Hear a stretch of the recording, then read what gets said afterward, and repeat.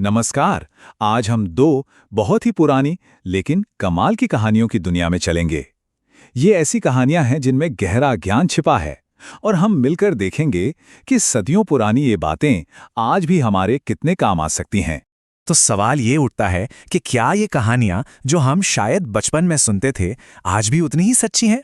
मतलब आज की इस भागदौड़ भरी दुनिया में क्या इनकी कोई जगह है? चलिए इसी सवाल का जवाब ढूंढते हैं। देखिए, ये कहानियां सुनने में तो बड़ी सीधी सादी लगती हैं, है ना? पर असल में इनमें इंसानी फितरत की बड़ी गहरी सच्चाइयां छिपी होती हैं। तो चलिए पहली कहानी से शुरू करते हैं और देखते हैं इसमें क्या राज छुपा है। तो हमारी पहली कहानी है झगड़े के बारे में।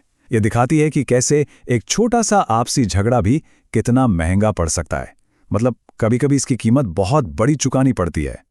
तो सीन कुछ ऐसा है कि एक खरगोश और एक चकोर हैं और दोनों में किसी बात पर जबरदस्त बहस चल रही है। वो अपनी लड़ाई में इतने खोए हुए थे, इतने मगन थे कि उन्हें पता ही नहीं चला कि पास की झाड़ियों से एक बाघ उन पर नजर गड़ाए बैठा है। और बस यहीं से बाघ अपना खेल शुरू करता है। वो बड़े ही शातिर तरीके से उनके पास आता है और ऐसा नाटक करता है मानो वो बहुत बूढ़ा हो, बहुत ज्ञानी हो, और कहता है कि लाओ मैं तुम्हारा झगड़ा सुलझा देता हूं, मैं तुम्हारा जज बन जाता हूं। अब खरगोश और चकोर, जो पहले ही झगड़े में अंधे हो चुके थे, उसकी बातों में आ गए। उन्होंने सोचा, वाह, कोई तो मिला जो फैसला करेगा, और बड़ी उम्मीद से उन्होंने बाघ से गुहार लगाई। अब देखिए बाघ की चाल। वो कहता है, अरे मैं तो बहुत बूढ़ा हो गया हूं, मुझे ठीक से सुनाई नहीं देता, जरा पास आओ और मेरे कान में अपनी अपनी बात जोर से कहो। ये सब एक जाल था, उन्हें अपने पंजों की पहुंच में लाने का। और फिर वही हुआ जिसका डर था। जैसे ही वो दोनों बेचारे अपनी बात कहने के लिए उसके पास झुके, बाघ ने एक ही झपट्टे में दोनों का काम तमाम कर दिया। उनका आपसी झगड़ा ही उनकी मौत की वजह बन गया। तो इस कहानी से सीख क्या मिलती है?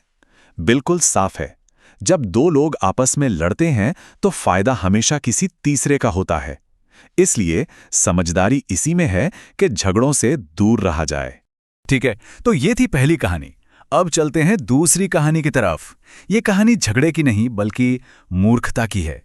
ये उस मेहनत के बारे में है जो पूरी तरह से बेकार चली जाती है। तो सोचिए, बहुत तेज ठंड पड़ रही है और कुछ बंदर ठंड से कांप रहे हैं। तभी उन्हें एक चमकती हुई चीज दिखती है, एक जुगनू।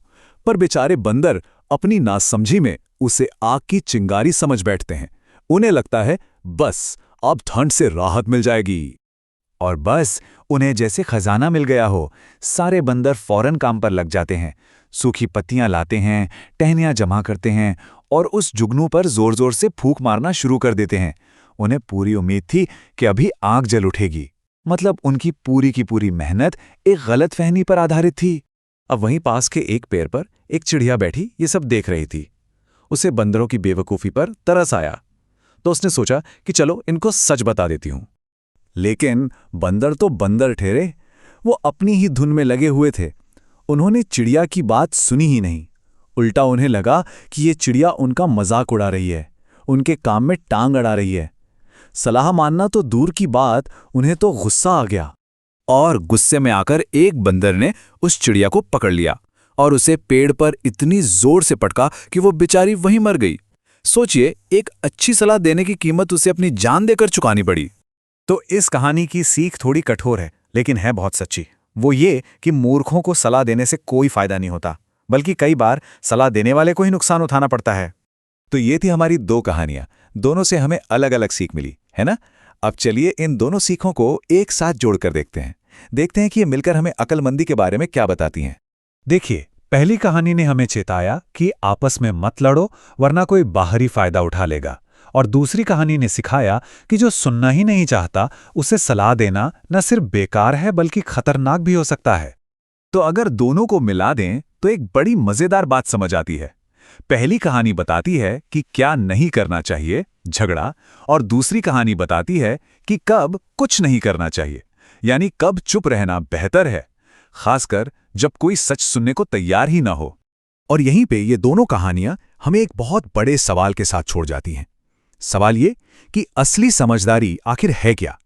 क्या वो ये है कि कुछ गलत होता दिखे तो आवाज उठाई जाए, जैसे उस चिड़िया ने किया? या फिर समझदारी इसमें है कि एक बेकार की बहस और खतरे से बचने के लिए चुप रहा जाए।